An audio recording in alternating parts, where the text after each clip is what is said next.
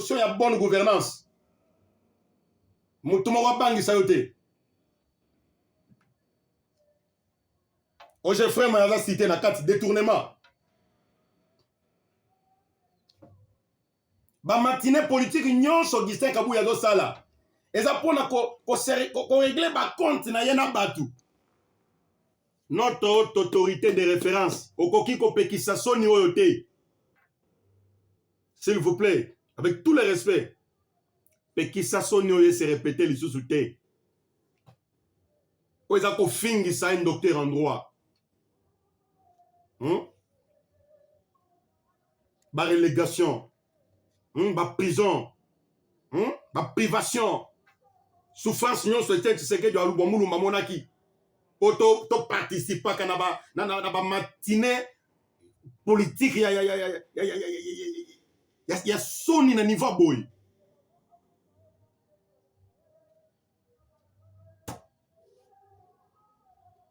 Augustin Kabuya fait la honte. Ce n'est pas l'IDPS qui fait la honte, c'est Augustin Kabuya qui fait la honte de l'IDPS. Combattants et combattantes. Réunion ya exécutif ezalaka lisusu te. Cellule ya réflexion ezalaka lisusu te. Bassage baza écarté. Kabuya dirige celle pour nous présenter de tels discours dans la matinée politique. Il fait la honte. Et l'IDPS, je vous le promets, ne fera jamais la honte. Car nous défendrons les valeurs de Tien Tshisekedi wa Mulumba. Atabakobeta biso lisusu. Augustin Kabuya, c'est un membre du présidium de l'Union sacrée, inactif. Combattants et combattantes. N'oubliez pas que Augustin Kabuya a été déchu pour l'incompétence.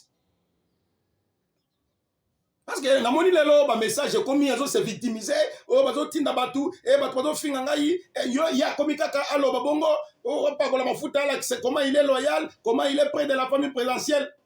Tala. Politique ya souris, ya mpuku. Azo fula. Et dans son place té. Augustin Kabuya est un membre de l'Union sacrée, inactif. Qu'est-ce qu'il fait? Na kati ya Union sacrée pour présenter la politique de l'IDPS pour la bonne gouvernance, les valeurs démocratiques, l'état des droits et le respect des consignes données. Qu'est-ce qu'il fait? Pendant que quelques partis au sein de l'Union sacrée, Bazana kata ko boma. Azo pesa exemple ya parti ya Fifi Masuka. Gouverneur na ye na Manyema a détourné mbongo ya bawazalendo. Augustin Kabuya tokanisaki na ba matinée politique na etango koya. Akoloba keno na yoki banungu. Gouverneur parti ya Fifi Masuka. Gouverneur na ye ya Manyema. Qui a détourné l'argent de Wazalendo. Désormais, étant un acteur, un membre du présidium, il y a Union sacrée, et membre, il y a IDP, cadre, il y a IDPS, comme secrétaire général, Logo la Bolimito le Belango. Nazo convoqué Fifi Masuka, na gouverneur na Ewan, ba kopé sa vraie version. Mbongo ya bawazalendo ekei wapi sui azolo belango kutu te biloko azolo bawana comment Kabuya accompagne les chefs de l'État na effort nyonso mokonzi ya mboka azosala alobelaka ngo te e bozomona ke même na kati ya bato wana badetourne mbongo wana baprevelema nani preuve ezomona nao. Mais les proches naye bazana kati yoyo ya bawazalendo bande kunangai incompétence oyo soki lelo bozomona bato nyonso bakomi koluka départ ya Augustin Kabuya, c'est parce que ayokisi IDPS soni na ba matinée politique ratée. Coup de chapeau.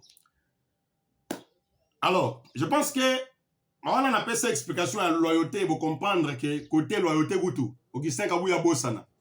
A bossana vraiment.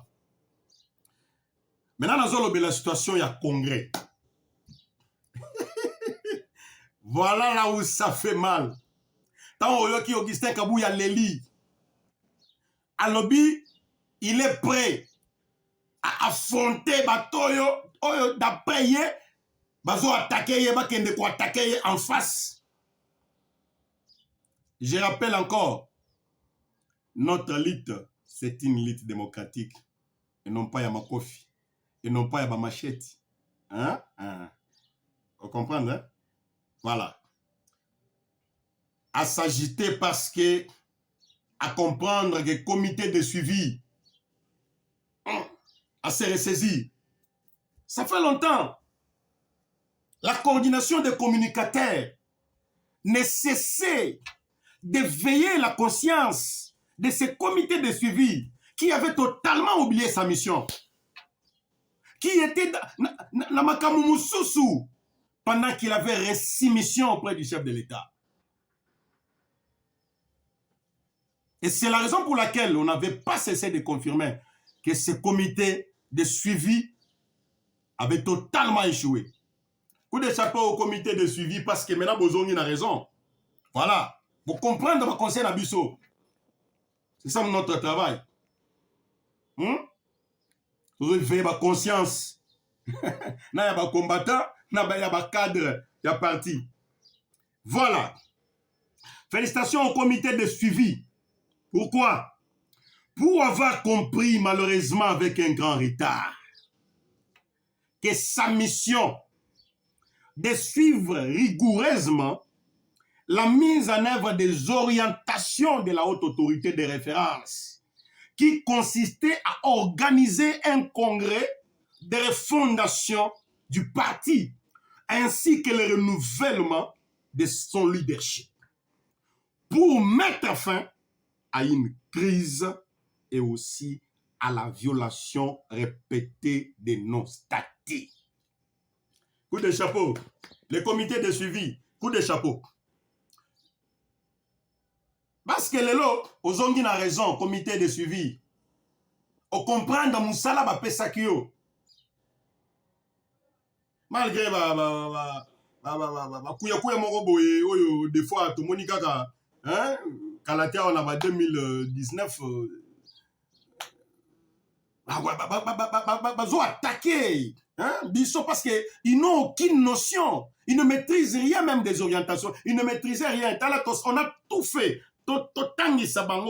Comment cette politique du parti Zoleka, ils ont pris le luxe de nous injurier, hein, de comploter contre nous pendant que nous le faisons pour l'intérêt général et non pas pour un intérêt individuel. Combattants et combattantes, ce comité s'est ressaisi et revenu à la raison. Alors maintenant, nous allons faire confiance à ce comité. Vous savez pourquoi? Parce que le comité de suivi a compris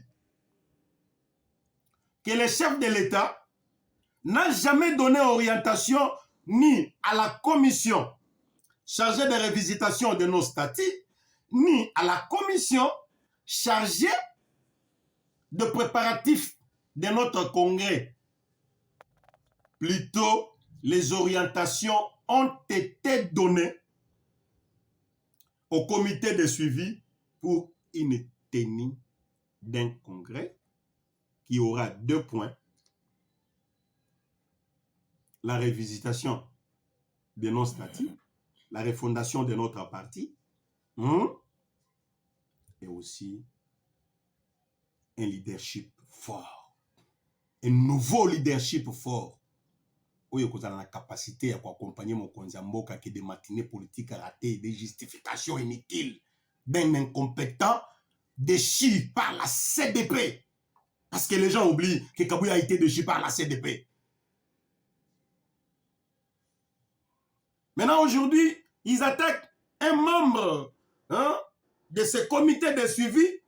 Non, non, il a droit et qualité de demander le rapport de ces deux commissions-là. Et Nazo rappelé la commission Wanami Balé. Vous savez une chose que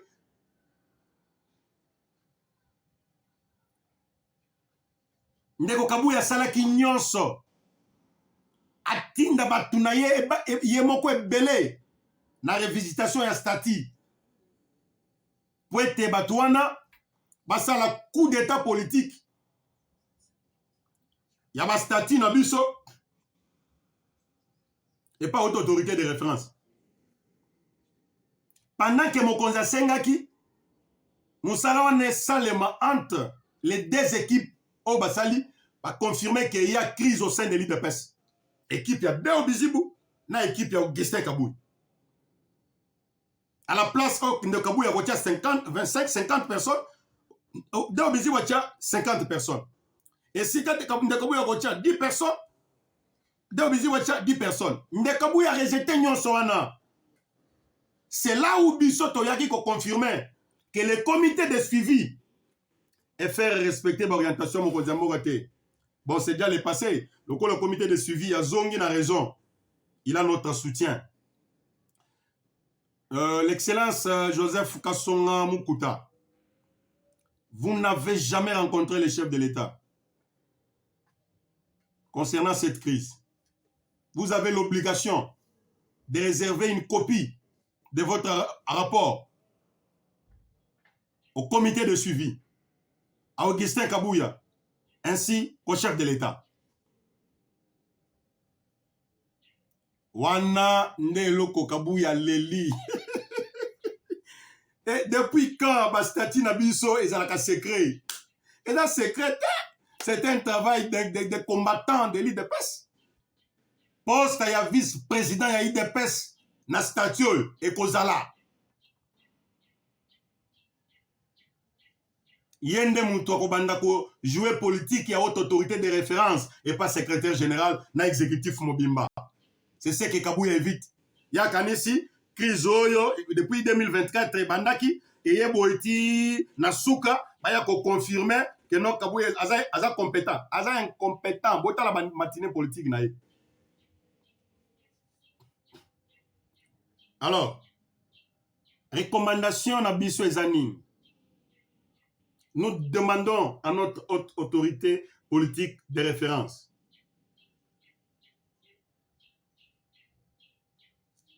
na camp hotel mosala ya revisitation ya stati ezalaki kaka kwa kudini nkumina dictature na imposition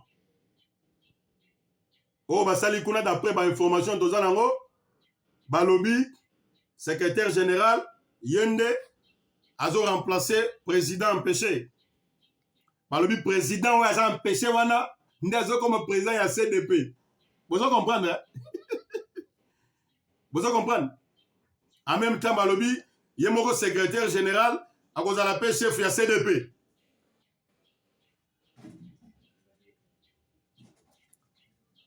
Ça c'est pas un parti de Tosobika. Ça c'est un parti de la liberté d'opinion, la liberté de penser, la liberté de réflexion. Et ça qui est pour? Non, non. Ah ouais, c'est tout le monde qui réfléchisse. Et après, ma réflexion, il y a Batunion Soana, va tirer conclusion. Ça n'a pas été le cas.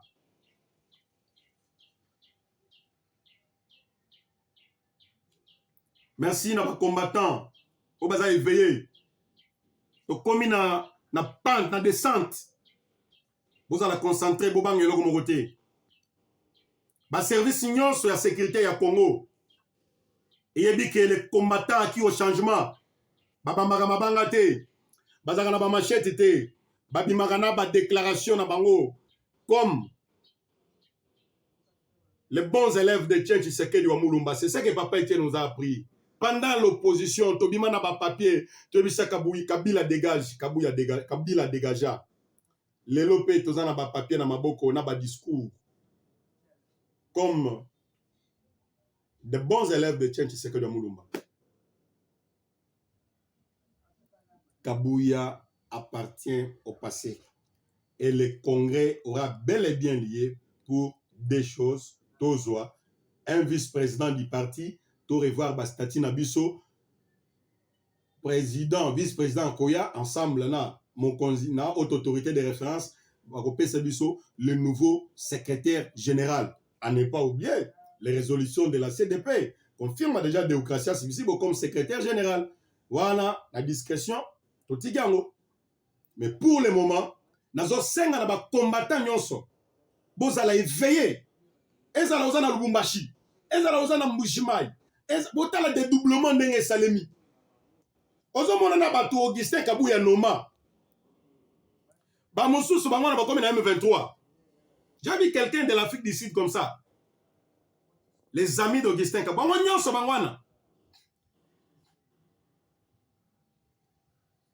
Vous comprenez? Claude Ibalan qui est Wanakei.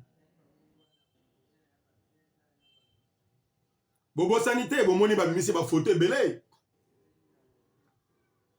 C'est la raison pour laquelle todo senga na ba nouveau dirigeant, ya IDPS ba kobima.